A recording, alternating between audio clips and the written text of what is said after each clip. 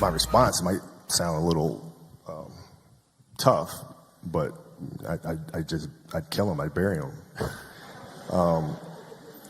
You know, it's you know, tolerance for that and the kind of culture that the Laker organization stood for winning championships is not tolerated. You're going to show up to play, and you're going to lollygag through this scrimmage, through this drill. I'm going to beat you. I'm going to let you know I beat you. And I'm going to want you to reconsider your professional life choice. You know, and for the most part, you know, people will say, okay, that doesn't make a great teammate. Well, I'm not here to be a great teammate. I'm here to help you win championships. So there's a difference. And, you know, fortunately for us and for me, you know, we had an organization that, you know,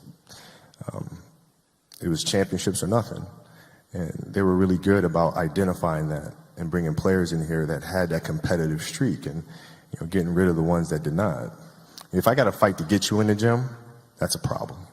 That's a problem. You want players that are gym rats, players that want to be in the gym, that want to work.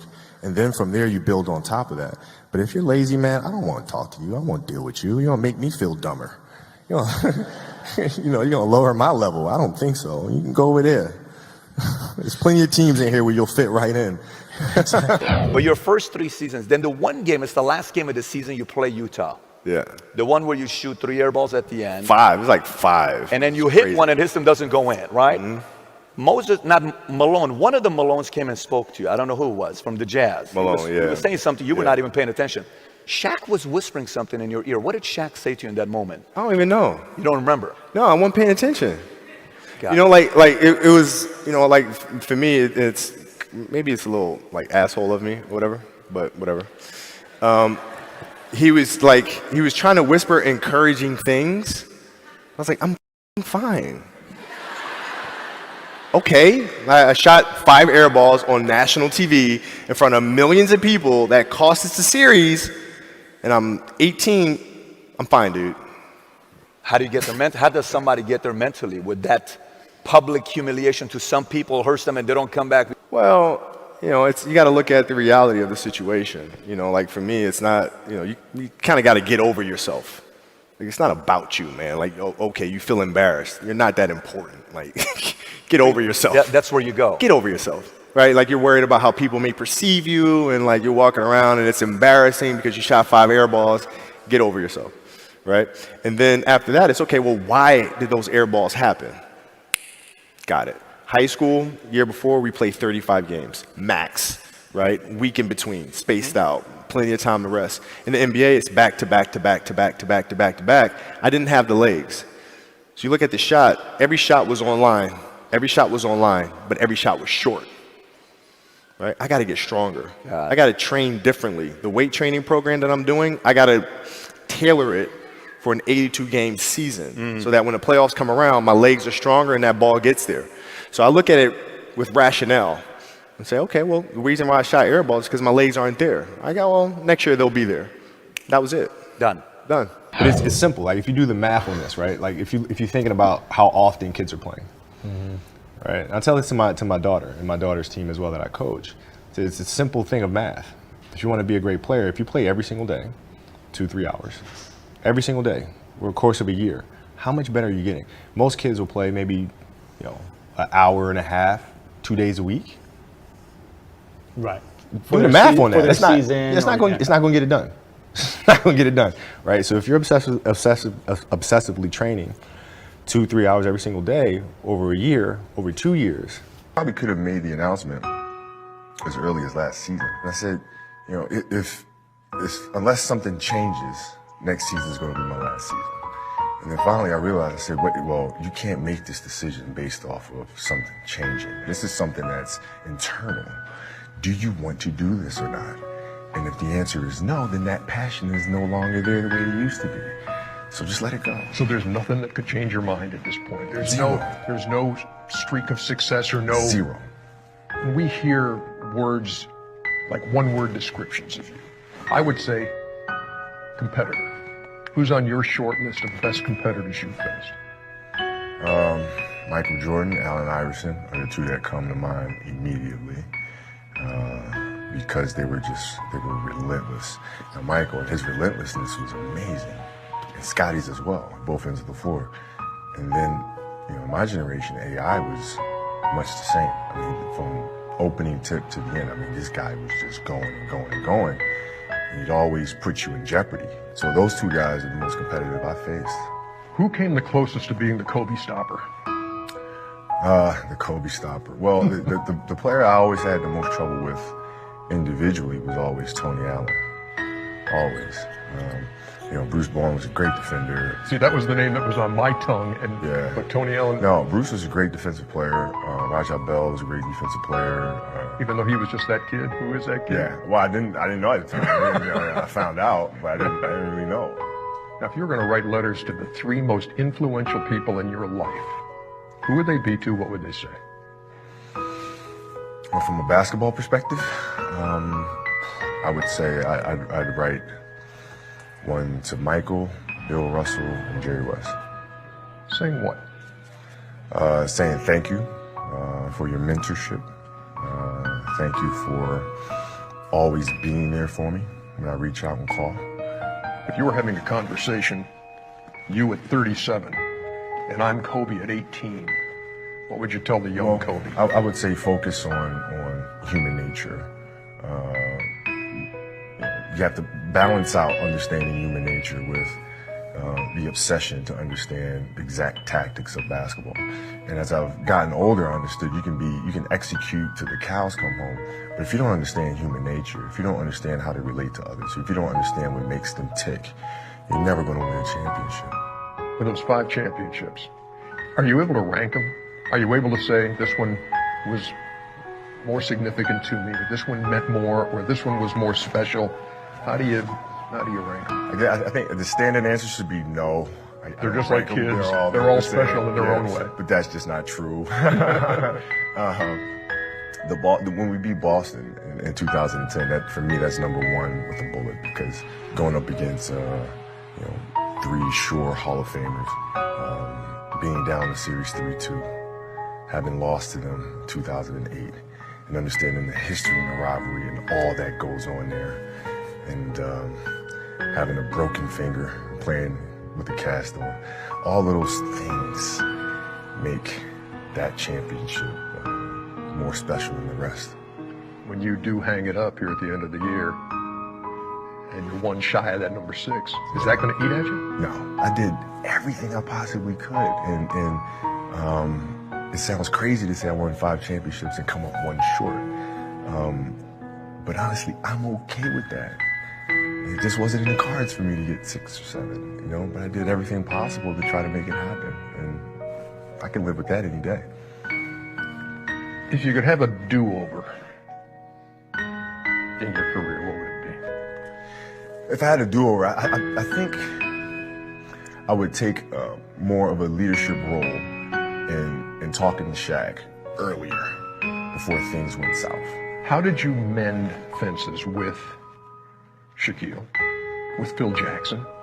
Or is that still in process in ways? No, that process it's over with. The memories that we had were the memories that we had doing battle, of us against the world.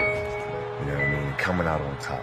And when you have those moments, you forge this type of bond, right? That becomes bigger than the game, becomes bigger than whatever bickering might have gone on. So I think that was the first step. And then the second step was just maturity.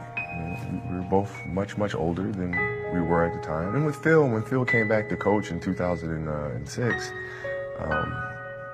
that was our process. We started that from the first day he came here.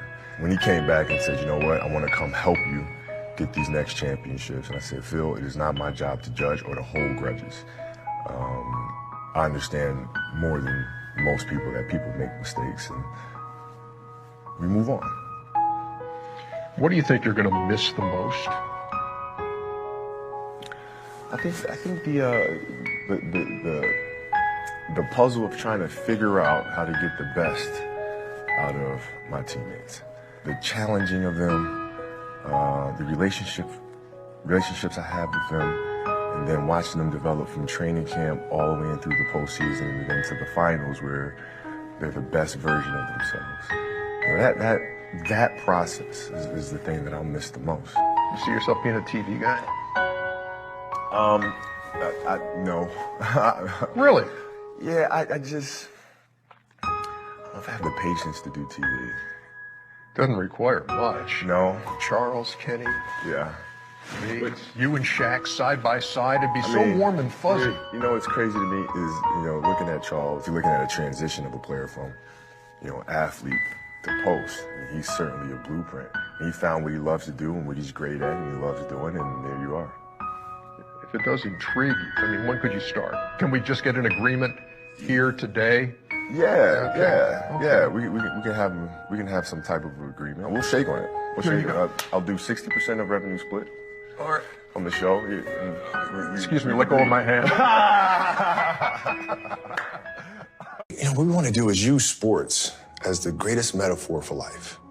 And if we feel like if we can teach kids how to deal with anxiety, how to deal with pressure, how to deal with failure, how to deal with success through sport, then in turn it helps them to become better people, right? So like if you're struggling with something, if your kid's struggling with a bully at school or struggling with taking tests because the pressure is just too much, how do you practice that? Like as a father, you can go to your daughter and your son and say, okay, work your hardest, don't worry about the end result. But those are just words, aren't they? Mm-hmm. Right? They have to physically emotionally put themselves in that same situation over and over to really be able to understand how to deal with it. And what we're saying is that sports does that for you.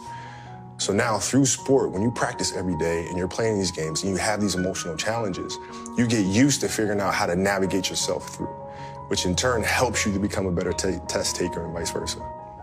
I think the goal is always to win championships. No matter where you go, that's the goal. And that's his goal, that's Rob's goal, that's Magic's goal, that's Jeannie's goal, Rondo, all the guys, Kuzma, Lonzo, they all want to win championships, man. So that's what they're gunning for. Well, you don't need to win a champion. Well, you're asking me, we have to win championships. This is why we play. This is why we're here, is to win championships. And, he wouldn't have came here if he didn't expect to win championships.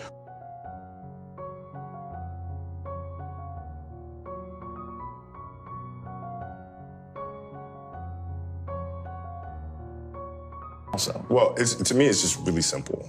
Wherever you play, the object is to win championships. That's it. End of story. End of story.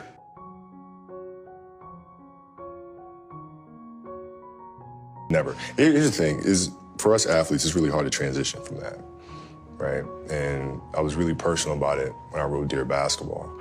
But that is the true challenge of finding what comes next and finding something that you love to do every bit as much as you love your first passion. That is a challenge for us. And I think, unfortunately for us athletes, we've been pigeonholed into thinking that we can only be one thing. And so when I retired, everybody is saying, okay, he's too competitive. He's not going to know what to do with himself. He's going to have to come back. I took that as a personal challenge of them thinking I'm this one-dimensional person, that all I know is how to dribble a ball, shoot the ball, and play basketball and compete at that level. And so I took that as a personal challenge. I will never come back to the game, ever. I'm here to show people that we can do much more than that. And creating this business, winning an Oscar, winning the Emmy and the Annie, those are things that are showing other athletes that come after, no, there's more to this thing, right? So I would never, it's not even a,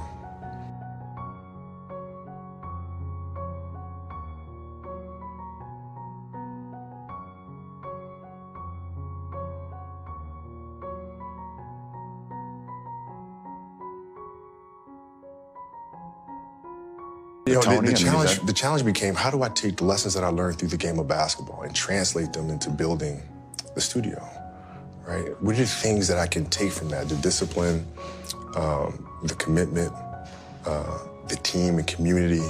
How do you get the best out of each other? How do I take those lessons and move those here? That is the challenge. How do we do great work, uncompromising great work?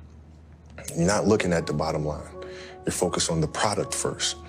Right? Is this the best thing that we can possibly make, no matter what? And having that sharp focus is something that I got from the game of basketball.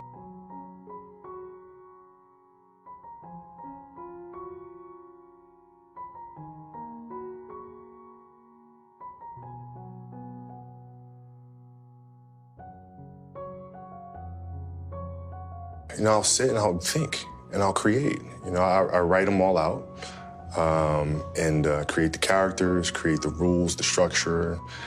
And then you kind of got to go with your gut. You got to go with your gut and see, are we creating something that's been done before? Or is this a project something that nobody's seen before? And is it a project that we're not sure that we can do? And if the answer is yes, then 9 times out of 10, we're going for that one, right? Because that means we're pushing boundaries a little bit.